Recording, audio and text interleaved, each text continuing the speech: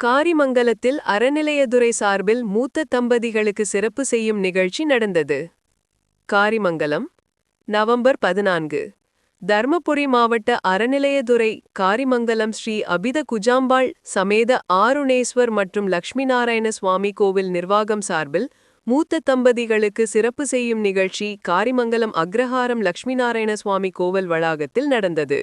இந்த நிகழ்ச்சிக்கு கோவில் அறங்காவலர் குழு தலைவர் கொள்ளுப்பட்டி மாதப்பன் தலைமை வகித்தார். அறங்காவலர் குழு உறுப்பினர்கள் ரமேஷ், ஜெயா, சுரேஷ், ஹரி ஆகியோர் முன்னிலை வகித்தனர்.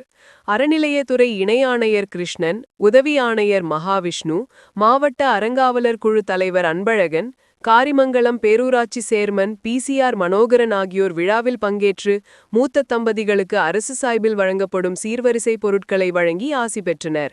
இந்த நிகழ்ச்சியில் நகர செயலாளர் சீனிவாசன், கவுன்சிலர் சதீஷ்குமார், முன்னாள் சேர்மன் சத்யா அசோக், முன்னாள் தலைவர் கௌலி திருக்குமரன், ஆய்வாளர் மற்றும் செயல் அலுவலர் உட்பட பலர் கலந்து கொண்டனர்.